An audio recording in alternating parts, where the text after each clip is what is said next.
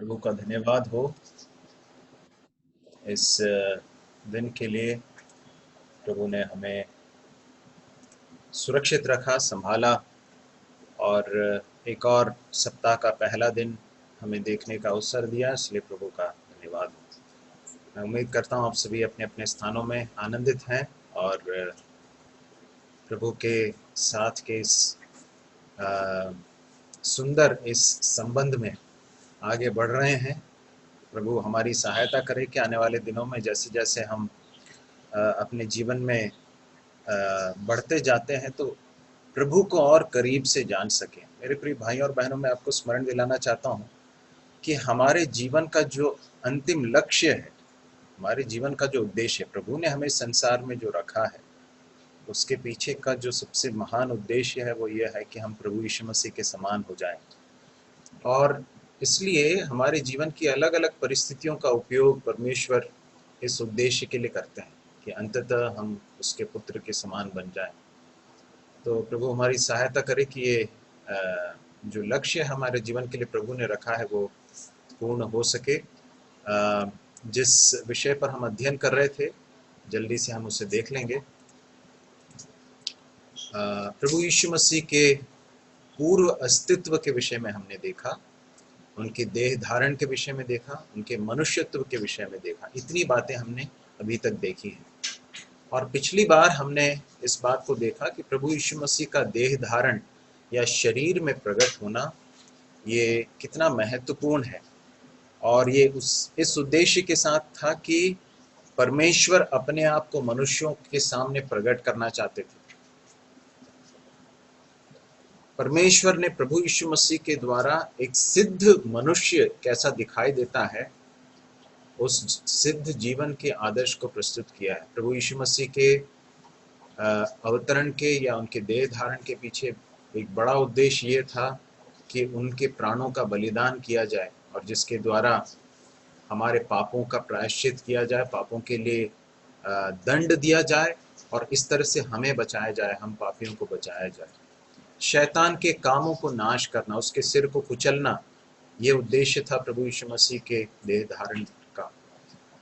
प्रभु यीशु मसीह एक मानव शरीर में आए ताकि वो हमारे लिए एक दयालु महायाजक बन सके। तो प्रभु यीशु मसीह का जो मानवता है या उनका जो ह्यूमैनिटी है, प्रभु यीशु मसीह इस सच्चाई को कि प्रभु यीशु मसीह 100% मनुष्य भी थे, वो बहुत बहुत हमें सांत्वना देता है, बहुत हिम्मत देता है, क्योंकि हमें ये समझ में आता है कि हमारा प्रभु, हमारा महायाजक हमें पूरी रीति से समझता है, जानता है, हमारी हर तकलीफ को समझता है। प्रभु यीशु मसीह के देह धारण के पीछे एक और उद्देश्य था कि परमेश्वर ने जो वाचा बांधी थी दाऊद के साथ, उसे वो पूरा करे। तो प्रभु यीशु मसीह के देह धारण के द्वारा परमेश्वर ने प्रभु यीशु मसीह को अति महान बनाया है ताकि हर घुटना उसके सामने टिक जाए, हर जीव अंगीकार करे कि यीशु मसीह ही प्रभु है। तो ये बातें हमने देखी, प्रभु यीशु मसीह के मानवता के विषय में हमने देखा और इस बात को हमने समझने की कोशिश की थी कि प्रभु यीशु मसीह की मानवता में किसी भी तरह से कोई कमी नहीं थी, या फिर प्रभु यीशु मसीह संपूर्ण रूप से मनुष्य भी थे। और हम जिन जिन सीमाओं का अनुभव करते हैं उन सीमाओं में उन्होंने अपने आप को डाल दिया। फिर उनकी मृत्यु के बारे में देखा कि प्रभु यीशु मसीह ने अपने मृत्यु के द्वारा इस बात को प्रमाणित किया कि वे मानव रूप में इस संसार में आए। आज हम प्रभु यीशु मसीह के ईश्वरत्व के बारे में या उनकी डेइटी के बारे में हम देखने जा रहे हैं। प्रभु यीशु मसीह का ईश्वरत्व, यदि आप अपने नोट्स को इधर स्क्रीन पर देखें तो यहाँ पर आपको दिखाई देगा, इसका चौथा पॉइंट है उसका ईश्वरत्व या उनका ईश्वरत्व या उनका परमेश्वरत्व। प्रभु यीशु मसीह जिस तरह से हमने देखा कि वे 100% मनुष्य बनकर आए, जब वे संसार में थे, देहधारी होकर आए, तो वो संपूर्ण रूप से मनुष्य थे, लेकिन साथ साथ में वे संपूर्ण रूप से परमेश्वर भी। इस सच्चाई को हमें अच्छी तरह से समझना जरूरी है। तो इसे समझने के लिए कुछ पॉइंट्स के द्वारा हम समझने की कोशिश करेंगे। प्रभु यीशु मसीह के लिए कुछ नामों का का प्रयोग किया गया है जो उनके ईश्वरत्व का प्रमाण है, जो उनके परमेश्वर होने का की साक्षी देते हैं या उनका प्रमाण देते हैं। हम बहुत सारे वचन हैं और ये पढ़ना ज़रूरी है, क्योंकि हमारे सिद्धांत का या हमारे जीवन में जो जिन शिक्षाओं को हम फॉलो करते हैं, सच्चाइयों को हम विश्वास करते हैं, उसके लिए आधार परमेश्वर का वचन है। मनुष्य के द्वारा कहे गए शब्द नहीं है, परंतु परमेश्वर का वचन है। और इसलिए इन सारे रेफरेंसेस को जब बताया जाता है, हो सकता है कोई एक व्यक्ति पढ़े, परंतु मेरी आपसे गुजारिश है कि आप कृपया अपने बाइबल को खोलें, इन रेफरेंसेस को पढ़ें, ताकि परमेश्वर का आत्मा खुद आपसे बातचीत करे। सबसे पहला रेफरेंस है इब्रानियों की पत्री, उसका पहला अध्याय और उसका 8वां पद। इब्रानियों 1:8, कोई पढ़ लें उसे। परंतु पुत्र में कहता है, हे परमेश्वर, तेरा सिंहासन युगानुग रहेगा, तेरे राजदंड न्याय का राजदंड है। धन्यवाद। यहाँ पर कोई कह रहा है, किसी से कह रहा है। कौन किससे कह रहा है बताएंगे?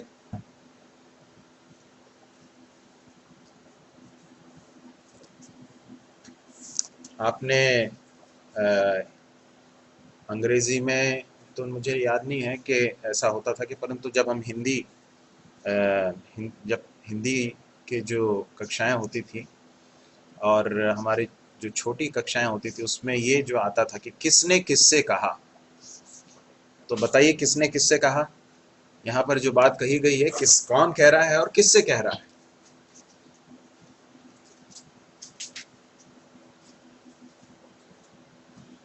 अपने माइक को अनम्यूट करके बता सकते हैं। परमेश्वर ने पुत्र से। सही कहा, परमेश्वर ने पुत्र से। रूबन ने कहा, बहुत बढ़िया, वेरी गुड रूबन। परमेश्वर पिता परमेश्वर पुत्र से कह रहे हैं, ठीक है। परमेश्वर को परमेश्वर का वचन त्रिएक परमेश्वर होकर बताता है, और यहाँ पर पिता परमेश्वर पुत्र परमेश्वर को संबोधित कर रहे हैं, उनसे बात कर रहे हैं। और क्या कह रहे हैं? पुत्र के विषय में कहता है, परमेश्वर पिता कहते हैं, हे परमेश्वर, तेरा सिंहासन युगानुयुग रहेगा, तेरे राज्य का राजदंड न्याय का राजदंड है। ठीक है, कौन कह रहा है? पिता कह रहे हैं, पुत्र से कह रहे हैं। और पुत्र को किस तरह से पुकार रहे हैं? हे परमेश्वर। देखिए, परमेश्वर का वचन बहुत स्पष्ट रूप से प्रभु यीशु मसीह को, अर्थात परमेश्वर के पुत्र को परमेश्वर करके पुकारता है, परमेश्वर करके दिखाता है। और यहां पर परमेश्वर का वचन बताता है कि पिता भी पुत्र को कैसा पुकार रहे हैं? हे परमेश्वर। कई स्थानों पर जब प्रभु यीशु मसीह को पिता को हे मेरे परमेश्वर करके पुकारा गया है, कई लोग ये कहते हैं कि चूंकि यीशु मसीह ने पिता को परमेश्वर करके पुकारा, इसलिए प्रभु यीशु मसीह परमेश्वर नहीं है। क्योंकि यदि वो परमेश्वर है तो परमेश्वर करके क्यों पुकार रहे हैं? लेकिन यहाँ इस बात का प्रमाण है कि पिता भी पुत्र को इसी तरह से संबोधित कर रहे हैं। तो यहाँ पर बहुत स्पष्ट रूप से प्रभु यीशु मसीह के ईश्वरत्व के बारे में परमेश्वर पिता के द्वारा प्रमाण दिया गया है। अब एक और भाग निकालें, यूहन्ना 20:28, जॉन 20:28। ये सुनकर थोमा ने उत्तर दिया, हे मेरे प्रभु, हे मेरे परमेश्वर। अब आप जानते हैं इसका संदर्भ क्या है? इसका संदर्भ यह है, प्रभु यीशु मसीह का पुनरुत्थान हो चुका है और वो अपने कुछ शिष्यों पर प्रकट हुए, और जब प्रकट हुए उस समय थोमा वहां पर नहीं था। और जब शिष्यों ने बताया कि अरे हमने प्रभु को देखा है, तब उसने कहा कि मैं जब तक अपने उनके हाथों में के कीलों के छेद को देख न लूं और कीलों के छेदों में अपनी उंगली न डाल लूं और उसके पंजर में अपना हाथ न डालूं, तब तक मैं विश्वास नहीं करूंगा। थोमा जो है बिल्कुल चाहता था कि प्रमाण मेरे को मिलना चाहिए। तो 8 दिन के बाद फिर से प्रभु यीशु मसीह जो है प्रकट होते हैं, और समय पर थोमा भी होता है। प्रभु यीशु मसीह आते हैं, बीच में खड़े होते हैं, कहते हैं तुम्हें शांति मिले। और तब प्रभु यीशु मसीह थोमा से कहते हैं, अपनी उंगली यहाँ लाकर मेरे हाथों को देख, अपना हाथ लाकर मेरे पंजर में डाल, अविश्वासी नहीं परंतु विश्वासी हो। यह सुन थोमा ने उत्तर दिया। इस बात को सुनने के बाद थोमा का जो प्रत्युत्तर है वो क्या है, जरा जरा ध्यान से सुनिए। क्या कहता वो? हे मेरे प्रभु, हे मेरे परमेश्वर। प्रभु यीशु मसीह को परमेश्वर करके पुकार रहा है। कौन पुकार रहा है? थोमा, प्रभु यीशु मसीह का एक शिष्य, यीशु मसीह को परमेश्वर करके पुकार रहा है। क्या उसके प्रत्युत्तर में प्रभु यीशु मसीह उससे ऐसा कह रहे हैं कि अरे तू क्या कह रहा है, इस तरह से मुझे क्यों पुकार रहा है, तू सिर्फ पिता को ऐसा पुकार, ऐसा कह रहा है क्या? नहीं। प्रभु यीशु मसीह ने उस आराधना को वहां ग्रहण किया। थोमा के द्वारा कहे गए शब्दों को प्रभु यीशु मसीह ने स्वीकार किया, ग्रहण किया। तो ये इस बात का प्रमाण है कि प्रभु यीशु मसीह परमेश्वर है। परमेश्वर होने का प्रमाण हम यहाँ पर देख सकते हैं। हमने आज प्रकाशित वाक्य की पुस्तक में एक भाग पढ़ा था, यदि आपको याद हो तो वहां पर इस तरह से लिखा है कि जब ये बातें यूहन्ना देख रहा था, सुन रहा था, तो जो स्वर्गदूत उससे बातें कर रहा था वो उसके चरणों पर गिर पड़ा, मतलब गिर के दंडवत करना चाहता था। तो तुरंत स्वर्गदूत ने उसको रोक दिया और रोक कर क्या कहा? मैं भी तेरा एक संगी दास हूं, मेरी नहीं परंतु परमेश्वर की आराधना कर। ठीक है। तो प्रभु यीशु मसीह ने अपने जीवन काल में और अपनी मृत्यु के उपरांत जब पुनरुत्थित हुए, उसके पश्चात भी अनेक स्थानों में प्रभु यीशु मसीह को दंडवत करते हुए, उनकी आराधना करते हुए हम लोगों को देख सकते हैं। उन्होंने कभी भी लोगों को रोका नहीं। ठीक है। तो ये एक बहुत महत्वपूर्ण प्रमाण है। फिर परमेश्वर का पुत्र प्रभु यीशु मसीह के लिए प्रयोग किया गया एक और नाम है परमेश्वर का पुत्र। जरा निकाल लें मत्ती 16 का 16 और कोई और निकाल लें 26 का 61 से लेकर 64 तक। Matthew 16:16, 26, 61 to 64। मत्ती ने उत्तर दिया कि तू जीवते परमेश्वर का पुत्र मसीह है। या तू जीवते परमेश्वर का पुत्र मसीह है। अब जरा 26 के 61 से लेकर 64 पढ़ लें। और कहा, इसने कहा है कि मैं परमेश्वर के मंदिर को ढा सकता हूँ और उसे 3 दिन में बना सकता हूँ। तब महायाजक ने खड़े होकर यीशु से कहा, क्या तू कोई उत्तर नहीं देता? ये लोग तेरे विरोध में क्या गवाही देते हैं? परंतु यीशु चुप रहा। तब महायाजक ने उससे कहा, मैं तुझे जीवते परमेश्वर की शपथ देता हूँ कि यदि तू परमेश्वर का पुत्र है तो हमसे कह दे। यीशु ने उससे कहा, तूने आप ही कह दिया, वरन मैं तुमसे यह भी कहता हूँ कि अब से तुम मनुष्य के पुत्र को सर्वशक्तिमान के दाहिने ओर बैठे और आकाश के बादलों पर आते देखोगे। उसके बाद वाले पद को भी पढ़ लें।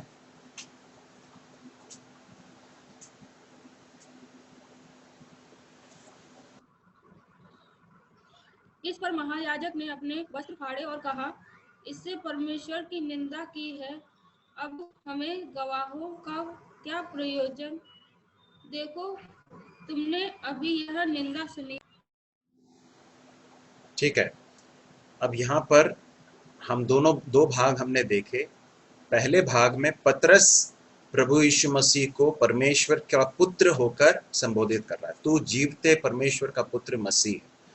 और उसके बाद 26वें अध्याय में हम देखते हैं प्रभु यीशु मसीह को की पेशी हो रही है और उस समय पर महायाजक जो है प्रभु यीशु मसीह से कहता, मैं तुझे शपथ देकर कहता हूँ, तू बता क्या तू परमेश्वर का पुत्र है?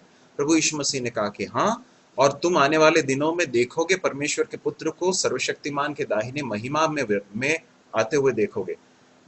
जब भी प्रभु यीशु मसीह ने अपने आप को परमेश्वर का पुत्र होकर कहा या उनको कहा गया, तो ये जो संबोधन है इसका सीधा सीधा अर्थ यह है कि ये व्यक्ति परमेश्वर के समतुल्य है, परमेश्वर के बराबर है।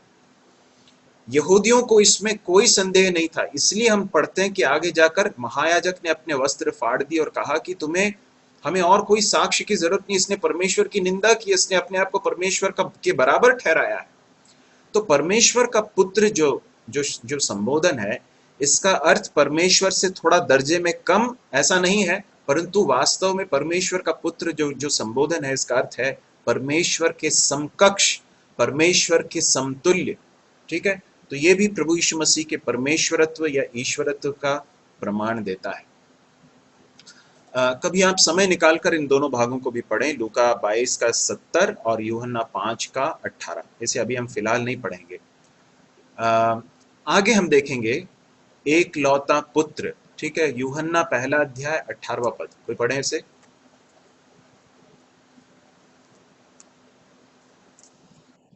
परमेश्वर को किसी ने कभी नहीं देखा, एक लौता पुत्र जो पिता की गोद में है, उसी ने उसे प्रकट किया।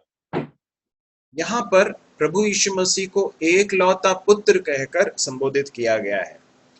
एक लौता पुत्र, और उसके बाद फिर क्या लिखा है? उसी ने उसे प्रकट किया। किसी ने परमेश्वर को नहीं देखा, परंतु एकलौते पुत्र ने परमेश्वर को प्रकट किया। इसका सीधा अर्थ क्या मालूम है? इसका अर्थ यह है कि किसी ने परमेश्वर को अपनी आंखों से जैसा वो है वैसा नहीं देखा है, परंतु एक मनुष्य ने उसे प्रकट किया है, उसको दिखाया है, और वो कौन है? यीशु मसीह। इसका मतलब यह है कि जब लोग यीशु मसीह को देख रहे थे तो वो किसको देख रहे थे? वो परमेश्वर को देख रहे थे। प्रभु यीशु मसीह के परमेश्वरत्व, परमेश्वर होने या उनके ईश्वरत्व का अगला प्रमाण। फिर हम कुछ और नामों को देखेंगे। यशायाह 41 का 4 कोई पढ़ें, 44 का 6 भी पढ़ें, और उसके बाद प्रकाशित वाक्य 1 का 17 पढ़ें। यशायाह 41 का 4, 44 का 6 और रेवलेशन 1 का 17। जल्दी पढ़िए। किसी ने ये काम किया है और आदि से पीढ़ियों को बुलाता आया है, मैं यहोवा जो सबसे पहला और अंत के समय रहूंगा, मैं वही हूँ। ठीक है, 44 का 6।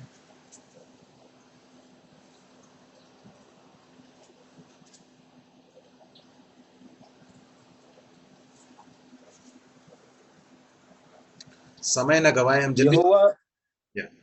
यहोवा जो इज़राइल का राजा है, अर्थात सेनाओं का यहोवा जो उसका छुड़ाने वाला है, वह यूं कहता है, मैं सबसे पहले हूँ और मैं ही अंत तक रहूंगा।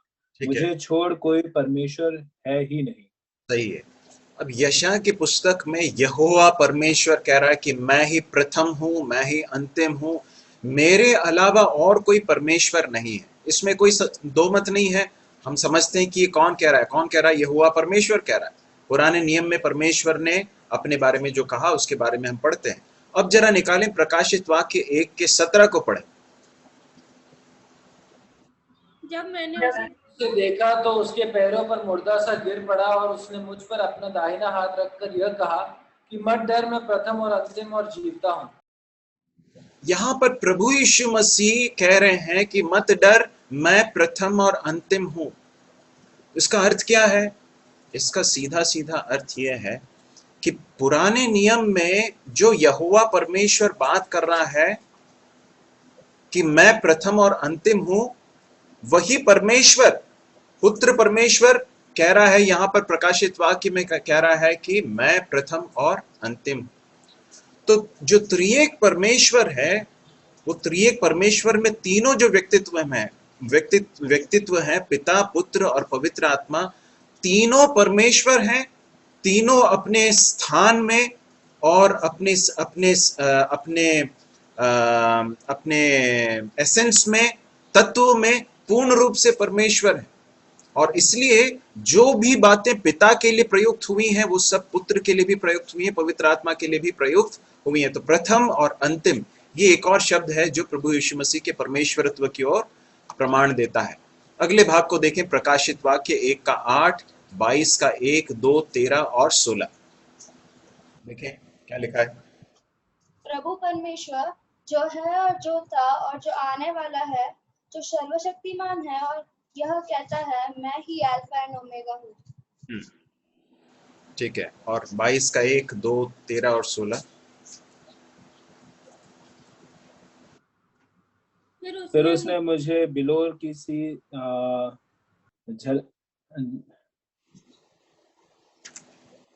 पढ़िए। फिर उसने मुझे बिल्लौर की सी झलकती हुई जीवन के जल की एक नदी दिखाई, जो परमेश्वर और मेमने के सिंहासन से निकलकर उस नगर की सड़क के बीचों बीच बहती थी।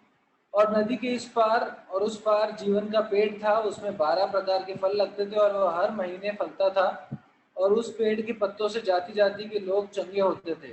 अब 13 और 16। मैं अल्फा और ओमेगा, पहला और पिछला, आदि और अंत हूँ। 16 मुझ यीशु ने अपने सरदूत को इसलिए भेजा कि तुम्हारे आगे कलीसियाओं के विषय में इन बातों की गवाही दूं। मैं दाऊद का मूल और वंश और भोर का चमकता हुआ तारा हूँ। यहाँ पर जो भाग बताए गए हैं उन सारे भागों में देख सकते हैं कि किस तरह से प्रभु यीशु मसीह को अल्फा और ओमेगा होकर पुकारा गया। देखिए 12वें और 13वें पद में पढ़ते हैं, देख मैं शीघ्र आने वाला हूँ और हर एक के काम के अनुसार बदला देने के लिए प्रतिफल मेरे पास है। मैं अल्फा और ओमेगा, पहला और अंतिम। हमने चौथे पॉइंट में देखा था प्रथम और अंतिम, और उसी बात को यहाँ पर हम अल्फा और ओमेगा के रूप में बताया गया है। अल्फा और ओमेगा जो है वो यूनानी भाषा में जो पहला अक्षर और अंतिम अक्षर है। तो मैं ही प्रथम और मैं ही अंतिम हूँ, आदि और अंत हूँ। तो प्रभु यीशु मसीह के विषय में इस शब्द का भी, इस नाम का भी हम प्रयोग होते हुए देखते हैं, अल्फा और ओमेगा। फिर देखें अगले नाम को, होशे 11 के 9 को पढ़ें। होशे की पुस्तक 11वां अध्याय 9वां पद। होशे चैप्टर 11 वर्स 9। हाँ, मैं अपने क्रोध को भड़कने ना दूंगा और ना मैं फिर एप्रैम को नाश करूंगा, क्योंकि मैं मनुष्य नहीं परमेश्वर हूँ। मैं तेरे बीच में रहने वाला पवित्र हूँ। मैं क्रोध कर मैं तेरे बीच में रहने वाला पवित्र हूं, ऐसा लिखा है। अंग्रेजी में इस तरह से लिखा है कि I am the Holi one in your midst, the Holi one. ठीक है, ये जो प्रयोग है ये पुराने नियम में परमेश्वर के लिए प्रयुक्त हुआ है। अब जरा देखें प्रेरितों के काम की पुस्तक 3रा अध्याय और उसके 14वें पद को, 3 का 14। तुमने उस पवित्र और धर्मी का इनकार किया और विनती की कि एक हत्यारे को तुम्हारे लिए छोड़ दिया जाए। ठीक है, यहाँ पर हम देखते हैं कि उस पवित्र को, उस पवित्र जन को, तो परमेश्वर के वचन में पुराने नियम में परमेश्वर अपने आप को पवित्र होकर कहता है, और यहाँ पर प्रेरितों के काम में प्रभु यीशु मसीह को भी वही नाम दिया गया है। आगे कुछ और पदों को जल्दी देख लें। प्रेरितों के काम 10 का 36, जिसमें प्रभु यीशु मसीह को सब का प्रभु कहकर पुकारा गया है। प्रेरितों 10 का 36। एक्ट्स जो वचन उस पढ़ें। जो वचन उसने इस्राएलियों के पास भेजा जब उसने यीशु मसीह के द्वारा शांति का सुसमाचार सुनाया। 10 का 36 पढ़ा जी। जो वचन उसने इस्राएलियों के पास भेजा जबकि उसने यीशु मसीह के द्वारा, जो सबका प्रभु है, शांति का सुसमाचार सुनाया। ओके, हाँ, वो ब्रैकेट में लिखा है, जो सबका प्रभु है। जब उसने यीशु मसीह के द्वारा जो सबका प्रभु है करके लिखा है, जो who is the Lord of all, सबका प्रभु। यीशु मसीह इस संसार में मनुष्य बनकर आए और उन्होंने क्रूस पर बलिदान देके। देखिए ये सारी बातें हम क्यों देख रहे हैं मालूम? क्योंकि हमें ये बहुत स्पष्ट रूप से मालूम होना चाहिए कि यीशु मसीह परमेश्वर है। सच्चाई को सीखना, डॉक्ट्रिन्स को सीखना इसलिए जरूरी है ताकि हम परमेश्वर के वचन की सच्चाई में दृढ़ बने रहें। बहुत सारी गलत शिक्षाएं चल रही हैं और ये अंतिम दिन है। जो कुछ घट रहा है ना, ये कोविड चल रहा है, बहुत सारी बीमारियां आ रही हैं, युद्ध की चर्चाएं हो रही हैं, ये सारी बातें अंतिम दिन की ओर, अंतिम दिनों की ओर लक्ष्य की ओर इशारा कर रही हैं। और अंतिम दिनों में एक और चीज जो होने वाली है वो यह है कि बहुत सारे झूठे भविष्यवक्ता उठ खड़े होंगे जो परमेश्वर के वचन को तोड़ मरोड़ कर पेश करेंगे, जो प्रभु यीशु मसीह के परमेश्वरत्व को, उनके ईश्वरत्व का इनकार करेंगे। इसलिए बहुत जरूरी है कि हम समझ लें कि हमारा प्रभु यीशु मसीह संपूर्ण रूप से परमेश्वर भी है, ही इज गॉड। तो यहाँ पर हम देखते हैं कि वो सब का प्रभु है। आगे हम एक और नाम को देखेंगे जिसमें वो महिमा का प्रभु कहकर पुकारा गया है। भजन संहिता 24 का 8 से लेकर 10 पढ़ें। राजा कौन है? परमेश्वर जो सामर्थ्य और पराक्रमी है, परमेश्वर जो युद्ध में पराक्रमी है। हे फाटकों, अपने सिर ऊंचे करो, हे सनातन के द्वारों, तुम भी खुल जाओ, क्योंकि प्रतापी राजा प्रवेश करेगा। वह प्रतापी राजा कौन है? सेनाओं का यहोवा वही प्रतापी राजा है। धन्यवाद। यहाँ एक बहुत ही सुंदर भजन है ना। ये जो सुंदर भजन है इसमें लिखा है, हे फाटकों अपने सिर ऊंचे करो, हे सनातन के द्वारा तुम भी खुल जाओ, क्योंकि प्रतापी राजा प्रवेश करेगा। वो प्रतापी राजा कौन है? सेनाओं का यहोवा वही प्रतापी राजा है। ठीक है, ये पुराना नियम का भाग है। अब जरा देखें नए नियम का भाग को जो हमने देखा है इसमें। पहला कुरिन्थियों 2:8 पढ़ लें। जिसे संसार के हाकिमों में से किसी ने नहीं जाना, क्योंकि यदि वे जानते तो तेजोमय प्रभु को क्रूस पर न चढ़ाते। तेजोमय प्रभु, ये जो शब्द प्रयोग किया गया ये वही है। प्रतापी राजा जो वहां पर प्रयोग किया गया है उसी का समानांतर, उसी के का समान अर्थी जो है, सेम अर्थ बताने वाला, समान अर्थ बताने वाला एक पद है ये, जो तेजोमय प्रभु कहकर पुकारा गया। तो पुराने नियम में जहां बताया गया कि प्रतापी राजा आने वाला है इसलिए खुल जाओ दरवाजों, तो वो राजा कौन है? 8वें पद में लिखा है कि वो कौन है? वो हमारा प्रभु यीशु मसीह है जो तेजोमय प्रभु है। उस तेजोमय प्रभु को लोगों ने क्रूस पर चढ़ा दिया। आगे देखें न्यायों की पुस्तक 13वां अध्याय 18वां पद, जहां पर प्रभु यीशु परमेश्वर के लिए एक और नाम है। न्यायों की पुस्तक 13:18। यहोवा के कहा जब मेरा वह नाम भेंट को दे चुका तब पूछता है। लाने वाले को विदा किया।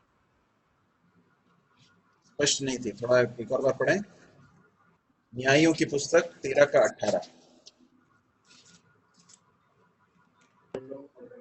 यहोवा के दूत ने उससे कहा, मेरा नाम तो अद्भुत है, इसलिए तू उसे क्यों पूछता है?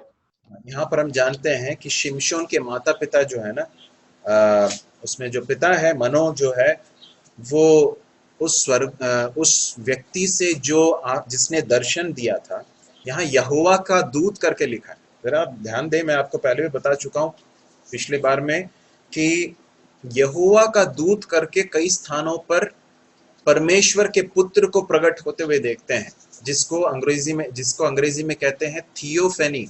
थियोफेनी मतलब परमेश्वर मनुष्य के रूप में प्रकट हुआ। तो उसमें कुछ स्थानों पर यहोवा का दूत कहकर पुकारा गया है। ये यहोवा का दूत जो है ये स्वर्गदूत नहीं है। कैसे जान सकते हैं?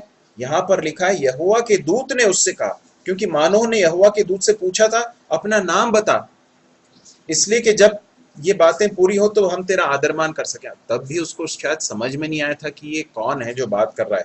तब यहोवा के दूत ने उससे कहा, मेरा नाम तो अद्भुत है, इसलिए तू उसे क्यों पूछता है? तब मानोह ने अन्नबलि समेत बकरी का एक बच्चा लेकर चट्टान पर यहोवा के लिए चढ़ाया। तब उस दूत ने मानोह और उसके पत्नी के सामने के उसके देखते एक अद्भुत काम किया। जरा देखें क्या हो रहा है यहाँ पर। अर्थात जब लौ उस वेदी पर से आकाश की ओर उठ रही थी, तब यहोवा का दूत उस वेदी के लौ में होकर मानोह और उसकी पत्नी के देखते देखते चढ़ गया। और उसके बाद क्या लिखा है देखो, तब वे भूमि पर मुंह के बल गिरे, परंतु यहोवा के दूत ने मानोह और उसकी पत्नी को फिर कभी दर्शन नहीं दिया। तब देखिए क्या लिखा, तब मानोह ने जान लिया कि वह यहोवा का दूत था। और अब आगे वो क्या कह रहा है, तब मानोह ने अपनी पत्नी से कहा, हम निश्चय मर जाएंगे, क्योंकि हमने परमेश्वर का दर्शन पाया है। देखिए अब इस बात को अच्छी तरह से समझने की जरूरत है। परमेश्वर यहोवा के दूत का दर्शन पाया, और उसके बाद वो कहता है कि हमने परमेश्वर का दर्शन पाया। तो यहाँ पर जो भाग बताया गया उसमें जो व्यक्ति मानोह से बात कर रहा है वो क्या कह रहा है मालूम है? तू मेरा नाम क्यों पूछता है? मेरा नाम तो अद्भुत है। अद्भुत करके वो अपने आप को पुकारता है। अब जरा देखें यशायाह की पुस्तक 9वां अध्याय और उसका 6वां पद। यशायाह की पुस्तक 9वां अध्याय 6वां पद। क्योंकि हमारे लिए एक बालक उत्पन्न हुआ, जी, हमें एक पुत्र दिया गया और प्रभुता उसके कांधे पर होगी, और उसका नाम अद्भुत, युक्ति करने वाला, पराक्रमी परमेश्वर, अनंत काल का पिता और शांति का राजकुमार रखा जाएगा। धन्यवाद। उसका नाम अद्भुत युक्ति करने वाला, शांति का राजकुमार, अनंत काल का पिता, ये सब रखा जाएगा। तो प्रभु यीशु मसीह के लिए ये जो नाम है, इसे हम न्यायों की पुस्तक में भी पढ़ते हैं, यशायाह की पुस्तक में पढ़ते हैं। हमें कोई अस्पष्टता नहीं होनी चाहिए कि ये कौन व्यक्ति है। ये कौन है? ये परमेश्वर का पुत्र है, जिसके विषय में ये बताया गया है। ठीक है, आगे हम देखें। परमेश्वर हमारे साथ, इसके लिए एक और नाम है। आप बता सकते हैं कि क्या नाम कौन सा है? इम्मानुएल। मत्ती रचित सुसमाचार 1:23 पढ़ लें जल्दी। देखो, कुंवारी गर्भवती होगी और एक पुत्र को जनेगी और उसका नाम इम्मानुएल रखा जाएगा, जिसका अर्थ है परमेश्वर हमारे साथ। परमेश्वर हमारे साथ। प्रभु यीशु मसीह का नाम क्या है? इम्मानुएल। इम्मानुएल का अर्थ क्या है? परमेश्वर हमारे साथ। आज प्रकाशित वाक्य के पुस्तक में एक भाग पढ़ा गया था, जिसमें इस तरह से लिखा है कि परमेश्वर आप अपने लोगों के बीच में डेरा करेगा, और परमेश्वर उनका परमेश्वर होगा, और वो उसके लोग होंगे। वो उनकी आंखों से आंसू पोंछ डालेगा, फिर न मृत्यु रहेगी। वो सारी चीजें हमने देखा। अब वहां देखते हैं, वहां पर कहा गया कि परमेश्वर डेरा डालेगा करके। लेकिन आप जानते हैं कि प्रभु यीशु मसीह जब इस संसार में आए, तब भी यही हुआ था। यूहन्ना की पुस्तक निकाल लें, उसका पहला अध्याय और उसके 14वें पद को देखें। John chapter 1 verse 14। और वचन देहधारी हुआ, अनुग्रह और सच्चाई से परिपूर्ण होकर हमारे बीच में डेरा किया, और हमने उसकी ऐसी महिमा देखी जैसे पिता के इकलौते की महिमा। देखिए, यहाँ पर प्रभु यीशु मसीह को, परमेश्वर पुत्र को मनुष्यों के बीच में डेरा करते हुए देखते हैं। परंतु, और उसी बात को यहाँ पर लिखा है कि उसका नाम इम्मानुएल रखना, क्योंकि वो परमेश्वर हमारे साथ है, उसका अर्थ। लेकिन आने वाले दिनों में प्रभु यीशु मसीह आक्षरिक रूप से हमारे साथ रहेंगे, हम उनके साथ रहेंगे, और वो राज्य करेगा, और उस राज्य में शांति का कोई अंत नहीं होगा। उसकी शांति को भंग करने वाला और कोई नहीं होगा। तो ये बड़ी आशा परमेश्वर ने हमें दी है। प्रभु यीशु मसीह का नाम है परमेश्वर हमारे साथ, जो इस बात का प्रमाण देता है कि हमारा प्रभु यीशु मसीह परमेश्वर है। फिर कुछ और भागों को जल्दी निकाल लें। तीतुस की पत्री 2:13, टाइटस 2:13। और उस धन्य आशा की, अर्थात अपने महान परमेश्वर और उद्धारकर्ता यीशु मसीह की महिमा के प्रकट होने की बाट जोहते रहे। धन्यवाद। हमारे उद्धारकर्ता और महान परमेश्वर यीशु मसीह। देखिए, जो जितने प्रेरित थे, जो प्रभु यीशु मसीह के शिष्य थे, उनके मन में एक तनिक भी, एक तिनका भी इस बात का संदेह नहीं था कि यीशु मसीह परमेश्वर है। ये हमारे मसीही विश्वास का एक बहुत ही महत्वपूर्ण एक सत्य है, जिसे कभी हमें छोड़ना नहीं, इसे पकड़ कर रखना है। हमारा उद्धारकर्ता और महान परमेश्वर प्रभु यीशु मसीह। आगे कुछ और भावों को देखें। रोमियो 9:4 पढ़ लें।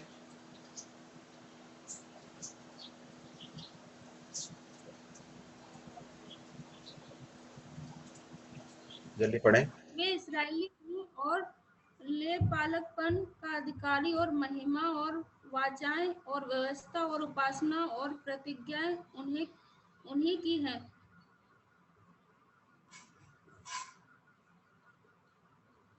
भैया 5 है। 5 हाँ, 5 भी पढ़ लीजिए। पुरखे भी उन्हीं के हैं और मसीह भी शरीर के भाव से उन्हीं में से हुआ, सबके ऊपर परम परमेश्वर युगानुयुग धन्य हो। मसीह भी शरीर के भाव से उन्हीं में से हुआ, और उसके बारे में बताते हुए आगे प्रेरित पौलुस बताता है, सबके ऊपर परम परमेश्वर युगानुयुग धन्य। देखिए, ये दो सेंटेंसेस भले ही ये, लेकिन कंटिन्यूएशन है। उसको जरा ध्यान से पढ़ेंगे तो समझ में आएगा। पुरखे भी उन्हीं के हैं, मसीह भी शरीर के भाव से उन्हीं में से हुआ, और यदि उसको अगर हमें अगर कुछ और तरीके से ट्रांसलेट करना होता तो ऐसा कह सकते हैं, उन्हीं में से हुआ जो सबके ऊपर परम परमेश्वर युगानुयुग धन्य। तो वो कौन है? वो परमेश्वर है जो सदा धन्य है। मत्ती रचित सुसमाचार 22 का 43 से लेकर 45 भी पढ़ लें। मत्ती 22। उसने तो दाऊद आत्मा में होकर उसे प्रभु क्यों कहता है? प्रभु ने मेरे प्रभु से कहा, मेरे दाहिने बैठ, जब तक कि मैं तेरे बैरियों को तेरे पांव के नीचे ना कर दूं। भला तब दाऊद उसे प्रभु कहता है, तो वह उसका पुत्र कैसे ठहरा? या देखिए यहाँ पर प्रभु यीशु मसीह खुद बात कर रहे हैं और क्या कहते हैं कि मसीह के विषय में तुम क्या सोचते हो, वो किसका पुत्र है? तो उन्होंने कहा कि दाऊद का पुत्र। फिर उसके बाद प्रभु यीशु मसीह पूछते हैं उनसे कि दाऊद आत्मा में होकर उसे प्रभु क्यों कहता है? और क्या कह रहा है दाऊद? प्रभु ने मेरे प्रभु से कहा। मतलब प्रभु कौन? परमेश्वर ने मेरे प्रभु से कहा, अर्थात पुत्र से कहा, मेरे दाहिने बैठ जब तक कि मैं तेरे बैरियों को तेरे पांव के नीचे न कर दूं। ठीक है, तो यहां पर पिता भी पुत्र को प्रभु करके संबोधित कर रहा है, लॉर्ड करके संबोधित करता है। प्रभु यीशु मसीह के परमेश्वर होने, उनके ईश्वरत्व होने का प्रमाण है। एक और भाग देखकर हम समाप्त करेंगे।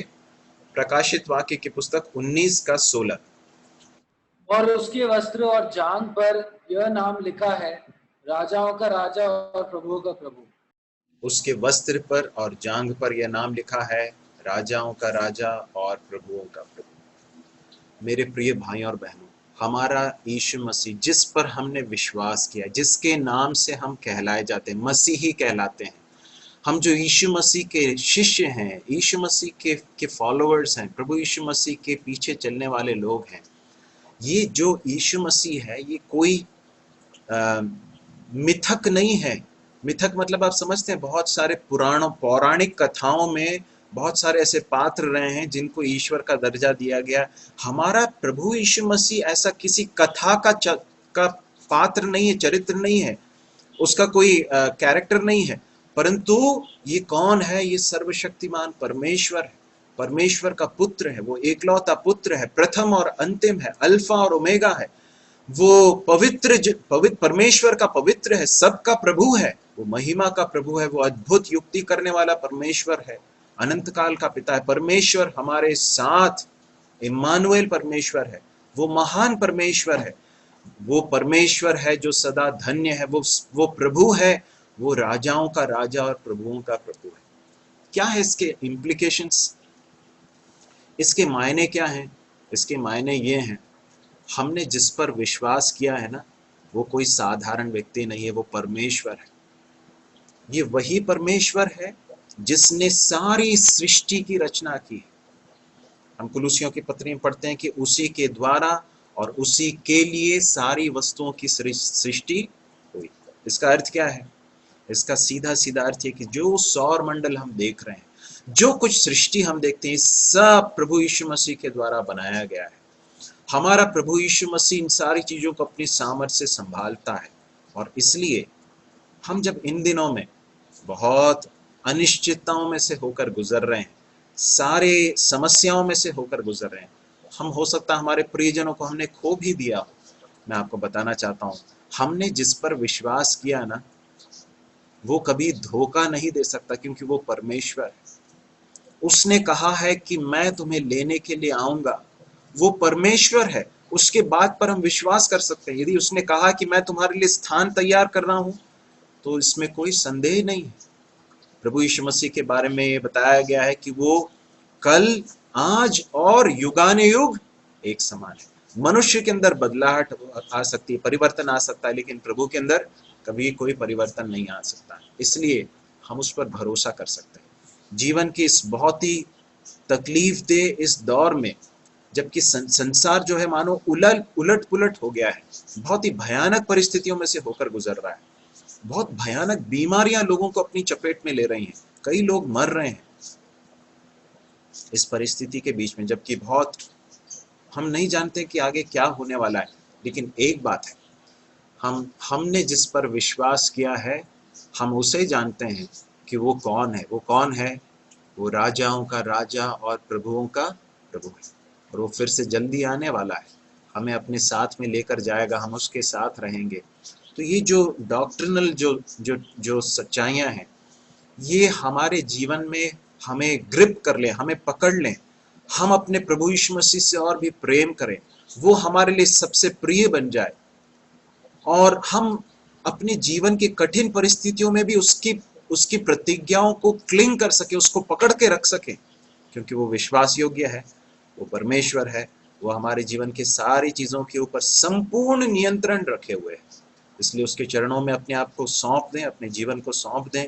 प्रभु इन वचनों के द्वारा हमारी सहायता करे, परमेश्वर का वचन हमसे बात करे। इन भागों को और भी आप समय निकाल कर पढ़ेंगे तो पवित्र आत्मा आपको और भी सच्चाइयों को प्रकट करेंगे। प्रभु हमारी सहायता करे। कोई भी एक भाई प्रार्थना करके इस सभा को समाप्त कर सकते हैं।